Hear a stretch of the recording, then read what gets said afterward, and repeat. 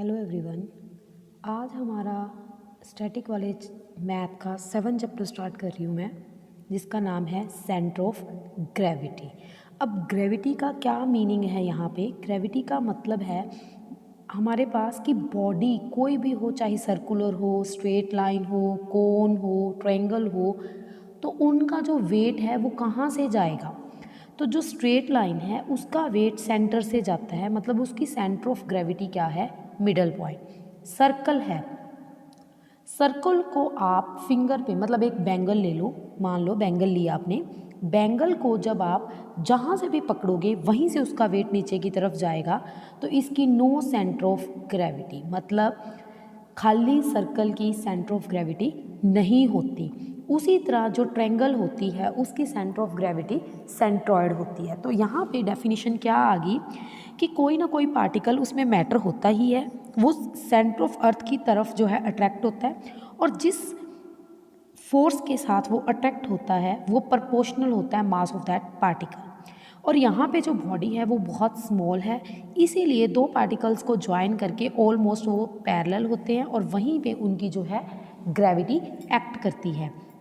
तो इस तरह से हमारे पास बहुत सारे पैरेलल फोर्सेस आ जाते हैं, और उसी को आप लोग जहाँ पे वो सारे फोर्सेस जाके मीट करते हैं, जहाँ से उसके फुल बॉडी मास पास करता है, उसको आप सेंटर ऑफ ग्रेविटी बोलते हो। ठीक है, तो उसके लिए ये ज़रूरी नहीं कि बॉडी के अंदर ही आपकी सेंटर ऑफ ग्रेविटी लाई करे, ये उसके आउटसाइड भी हो सकती है। तो सबसे पहले अगर कोई काफ़ी सारे पार्टिकल्स किसी स्ट्रेट लाइन में जो है एक्ट कर रहे हैं, लाई करते हैं, उनकी सेंटर ऑफ ग्रेविटी कहाँ आएगी? तो आप ये मान के चलो कि x1 पोजीशन पे मास m1 है, x2 पोजीशन पे मास m2 है, x3 पे आपका मास m3 है, और gravity you know very well g होती है, चाहे g1 ले लो। तो हम ये कहेंगे इस x सेंटर के लिए x1 mass 1, x2 mass 2, x3 mass 3 and so on over masses की addition m1 m2 m3 so on. तो आपके पास ये सेंटर ऑफ ग्रेविटी निकालने का फॉर्मूला आ गया।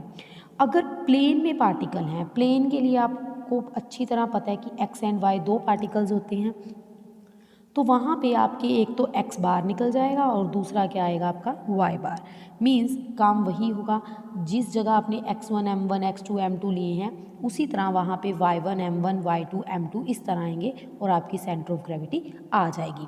अब हम यहाँ पे आर्टिकल की बात कर रहे हैं कि अगर आपके पास कोई यूनिफॉर्म रोड है, उसकी सेंटर ऑफ ग्रेविटी कहाँ लाई करेगी? तो आपने एक रोड ए बी ले ली, ठीक, उस पे आपने मिडल पॉइंट जी ले लिया, ठीक है, और एक एलिमेंट इधर ले लिया P और एक इधर एलिमेंट ले लिया Q।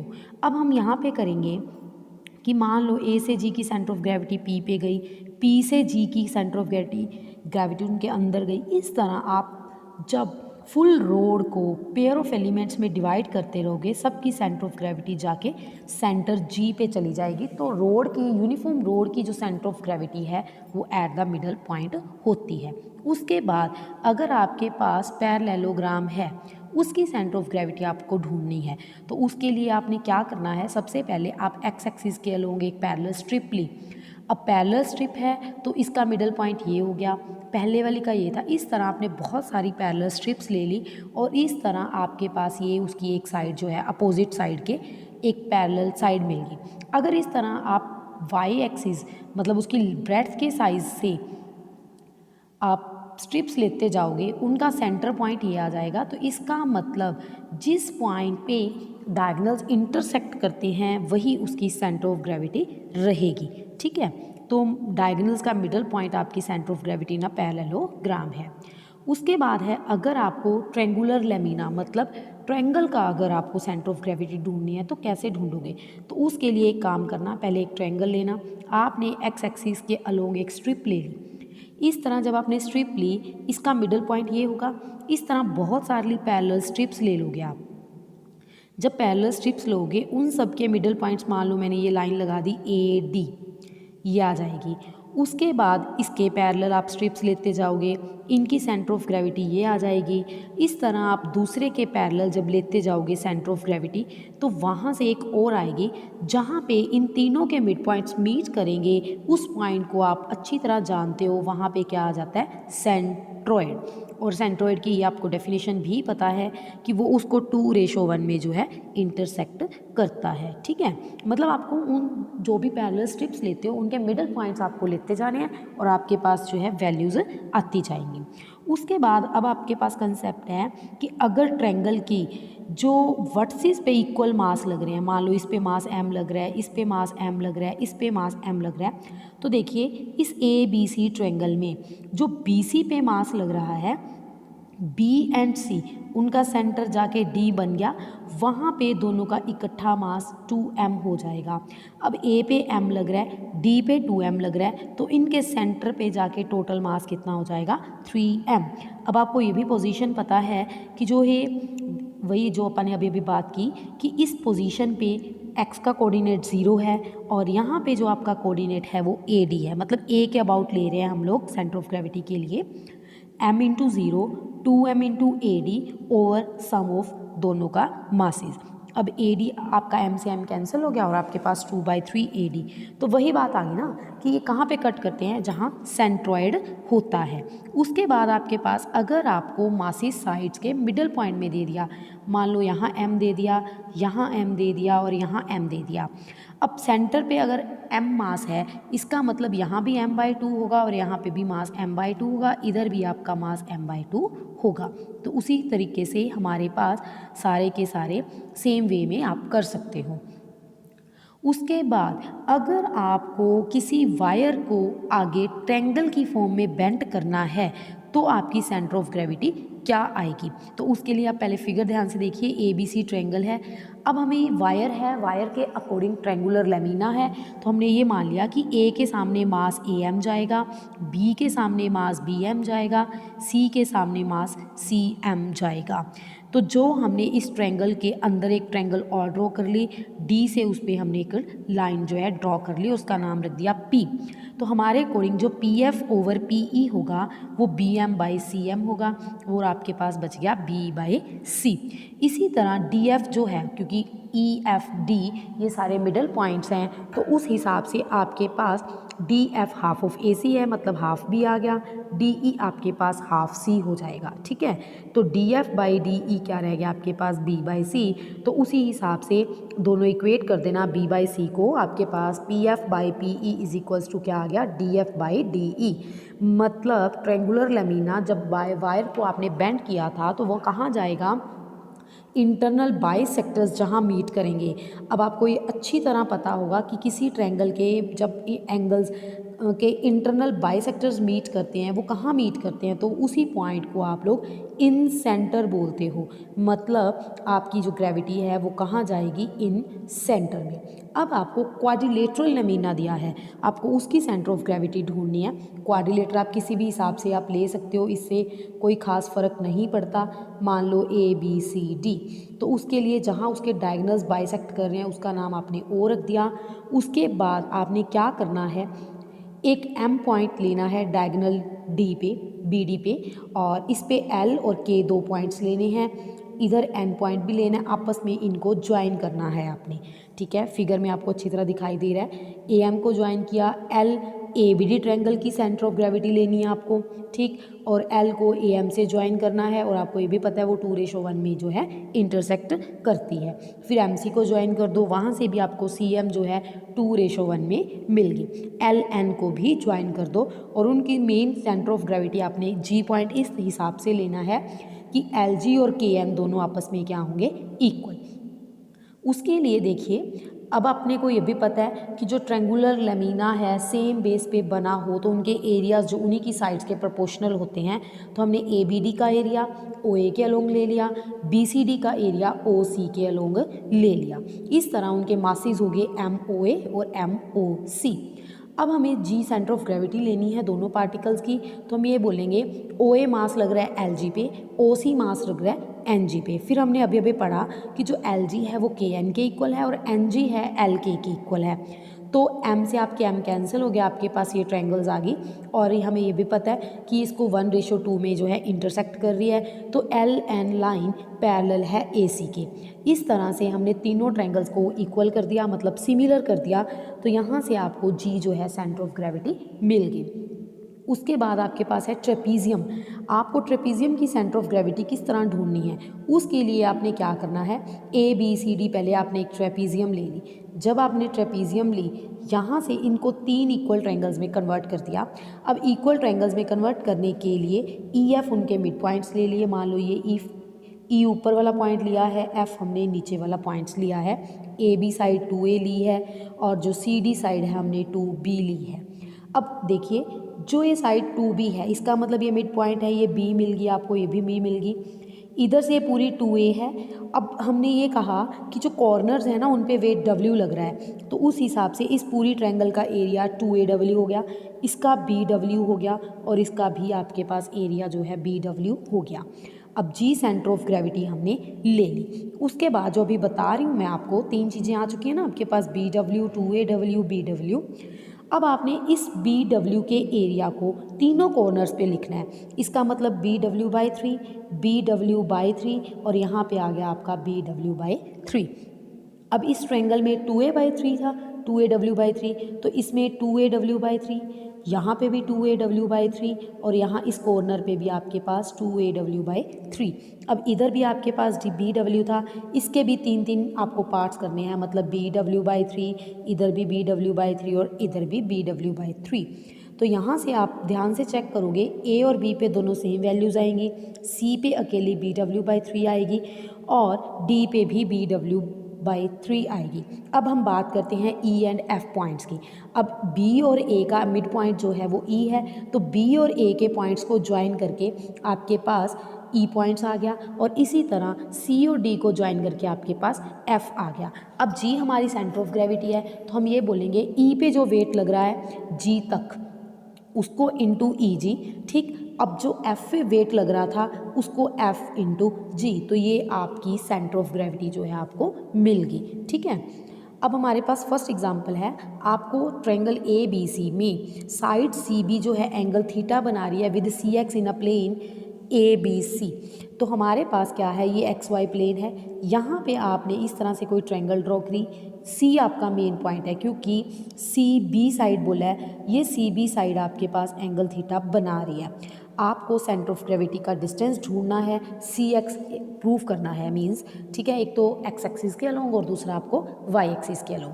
अब ध्यान से देखिए, अगर ये ट्रायंगल है, ये एंगल C होता है, ये एंगल आपका A रहेगा और A के सामने जो साइड A होती है, B के सामने साइड B होती है और C के सामने जो साइड C होती है, ये एंगल पूरा आपका थीटा बना रहा है और अंदर आपका एंगल है C। अब अगर मेरे को B के पॉइंट्स ढूंढने हैं तो X एक्सिस के लिए एंगल क्या है, थीटा, तो उस हिसाब से आ गया A cos theta, A sine theta. अगर मुझे इस A के पॉइंट्स ढूंढने हैं तो अब ये पूरी ट्रायंगल है, मतलब आप बोलोगे B cos of theta plus C और B sine of theta plus C। ये सेंटर पॉइंट जो है वो 0 0 है। तीनों कोऑर्डिनेट्स ढूंढ लिए। तो अभी मैंने समझाया था X सेंटर के लिए X एक्सिस का जो डिस्टेंस है और उसके जो पॉइंट्स हैं 0 plus M A sine A cos theta plus B cos theta plus C, जो आपके पास यहाँ पे फॉर्मूला लिखा हुआ है ओवर 3m। तो आपके पास फर्स्ट फॉर्मूला आ गया, y के लिए जहाँ कोस थे वहाँ पे आपके क्या लग जाते हैं, साइन। तो यही आपको शो करना था। उसके बाद आपको एंगुलर पॉइंट्स का डिस्टेंस और इंटरसेक्शन ऑफ डायगोनल्स दी है किसी भी क्वाड्रिलेटर में, उनके पॉइंट्स दिए हुए हैं ABCDE और एक डायगोनल है, तो आपको वैल्यूज़ ढूंढनी है। उसके लिए आपने क्या करना है, देखिए क्वाड्रिलेटर बना ली, कहीं कैसे मर्जी बना लो, इससे कोई फ़र्क नहीं पड़ता। ABCD, तो इसका ना जो ओरिजिन से ये डिस्टेंस A है, इधर इसका B है, ये C है, ये D है और जहाँ पे इनके डायगोनल्स जो हैं मीट करते हैं वहाँ पे डिस्टेंस आपको क्या दिया हुआ है, E। तो उसके हिसाब से अगर हम सेंटर ऑफ ग्रेविटी की बात करें तो आपके पास क्या आएगा, देखिए M पे A mass, MB, MC, MD, क्योंकि चारों की एडिशन, बट जो ME है वो नेगेटिव आ रहा है। उसका कारण क्या है, हमने चारों पार्टिकल्स पे मास तो M लगा दिया, प्लेस्ड एट वर्टिसेस और together with a particle of negative mass M placed at the intersection of diagonals. जो डायगोनल्स पे मास होगा वो -M आएगा, ठीक है। जब आपके पास क्योंकि जहाँ डायगोनल्स इंटरसेक्ट करते हैं, यहाँ पे मास m है, यहाँ पे भी माइनस m है, हम उस हिसाब से यहाँ पे वैल्यू 2m आ गई।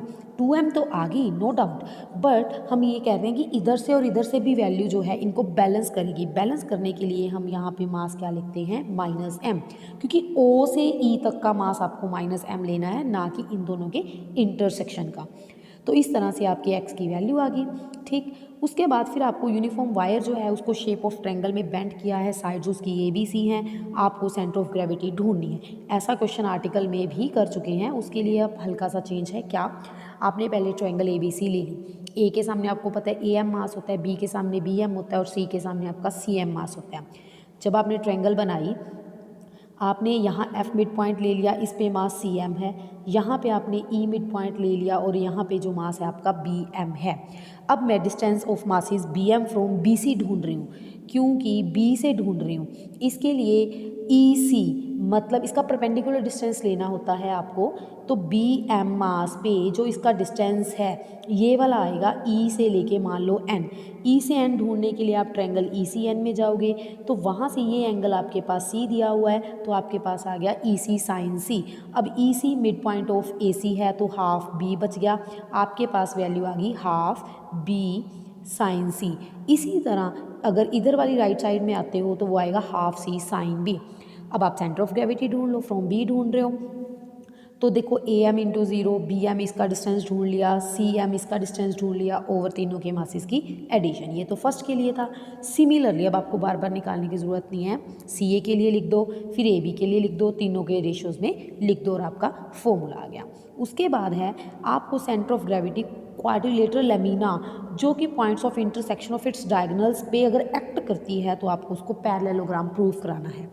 आपने पैरेललोग्राम की सेंटर ऑफ ग्रेविटी कहाँ ढूंढी थी, इंटरसेक्शन ऑफ डायगोनल्स। अब आपको ये बोला हुआ है कि इंटरसेक्शन ऑफ डायगोनल्स पे है, अब आपको पैरेललोग्राम उसको प्रूफ करवाना है। तो उसके लिए एक काम कीजिए, हमें पता है W वेट जो है वो A पे जाएगा, O पे नेगेटिव, क्योंकि अभी अभी आपको पीछे बताया, और C पे फिर W होगा, क्योंकि हम सेंटर से लेते हैं। इसका मतलब ये दोनों आपस में बैलेंस कर जाएंगे। देखो सेंटर ऑफ ग्रेविटी जो रिमेनिंग 2 वेट्स है, W at B, W at D, AC पे ही लाई करेगी। इसका मतलब वो उन दोनों का इंटरसेक्शन पॉइंट हो गया। इंटरसेक्शन पॉइंट है तो पहले इन दोनों का इंटरसेक्शन पॉइंट होगा, फिर इन दोनों का इंटरसेक्शन पॉइंट होगा, तो उस हिसाब से मिड पॉइंट ऑफ डायगोनल्स आ जाएगा। मिड पॉइंट्स ऑफ डायगोनल्स कहाँ होते हैं, जहाँ उनके डायगोनल्स बाइसेक्ट करते हैं, तो वहाँ से आपको ये क्या शो हो गया, एक पैरेललोग्राम। नेक्स्ट क्वेश्चन जो है आपका वो क्या है कि आपको एक स्क्वायर होल दिया था, उसमें से एक सर्कुलर लेमिना आपने बाहर निकाल लिया। कितना, diagonal of square being a radius of, जो उस स्क्वायर उस सर्कल की रेडियस है, जो उसमें से स्क्वायर ढूंढा है वो उसका डायगोनल है हमें। ठीक है, पहले सेंटर ऑफ ग्रेविटी मान के चलो O पॉइंट पे थी, जब आपने इस सर्कुलर स्क्वायर डिस्क को निकाल लिया तो सेंटर ऑफ ग्रेविटी जो है आपकी चेंज हो जाएगी। अब आपने क्या करना है, इसके लिए आपको आंसर बाद में ढूंढना है। A उसका डायमीटर दिया हुआ है, जब A डायमीटर है तो उसकी रेडियस कितनी हो जाएगी, A/2। तो सबसे पहले हमने क्या किया, सर्कल का एरिया ढूंढा, वो होता है πr² लिख दिया। उसके बाद आपने इस जो स्क्वायर बीच में से निकाला है उसका एरिया ढूंढ लिया, डायगोनल स्क्वायर/2, तो वहाँ से A²/8 आ गया। अब हमें O पॉइंट से लेके चलना है। O पॉइंट से हम ये कहेंगे, एक तो सर्कल की सेंटर ऑफ ग्रेविटी OG तक आएगी, और दूसरी तरफ OC, क्योंकि स्क्वायर की बात करनी है तो हमें मूवमेंट्स अबाउट O लिए, तो हम ये कहेंगे रिमेनिंग का एरिया लेना है। सर्कल में से जो आपका स्क्वायर है उसको आपने सब्ट्रैक्ट किया, जो एरिया बचा इंटू OG, और जो उधर से डायगोनल है स्क्वायर है उसका एरिया इंटू OC, वहाँ से आपके OG की वैल्यू आ जाएगी। अब आपको यूनिफॉर्म ट्रायंगुलर लेमिना ABC दिया है, उसको A वर्टेक्स से जो सस्पेंड किया है, अब आपको BC का जो एंगल है वो इतना प्रूव करना है, delta area of triangle ABC है। तो इसके लिए ध्यान से देखिए, आपने A से लटकाई हुई कोई ट्रायंगल ले ली। अब हमारे पास जो है centre of gravity something G आएगी, हमने उसको मान लिया ये x एक्सिस है, ये और हमने ये मान लिया कि ये एंगल थीटा बना लिया, परपेंडिकुलर है तो ये पता ही है π/2 माइनस थीटा आपका एंगल बनाएगी। अब मैंने क्या किया, 5th चैप्टर वाली थ्योरम फिर वही आ गई, OB plus OC angle of between them is equals to OC cot B और OB कोट C। मैंने जो पहले थ्योरम बताई थी वो ये थी कि अगर इसको इंटरसेक्ट कर रहे हैं, अगर एंगल्स ये गिवन है तो this plus this angle of this is equal to this cot A this cot B. But दो फॉर्मूलाज हैं, अगर आपको ये वाले एंगल्स गिवन हो तो आपने क्या करना है, इस साइड के साथ ये वाला एंगल लेना होता है और इस साइड के साथ आपको ये वाला एंगल लेना है। तो वहाँ से आपके पास tan थीटा की वैल्यू आ गई। अब कोस बी की वैल्यू भी आपको आती है ट्रायंगल में। मान लो ये आपका एंगल बी है, तो हमने ये पढ़ा हुआ है ए बी सी आपके पास ट्रायंगल है, तो a square plus c square minus b square over 2ab, ठीक है। तो वहाँ से आपने इसकी वैल्यू पुट की, आपके पास नीचे जो है half a c sine b half a b sine c आ रहा है, तो ये एरिया ऑफ ट्रायंगल होता है, इसको हमने डेल्टा से रिप्रेजेंट कर दिया, तो आपके पास थीटा की जो ये वैल्यू आ गई। इस तरह आपका 7.1 जो है कंप्लीट हो गया। नेक्स्ट टॉपिक में हम 7.2 कंप्लीट करेंगे।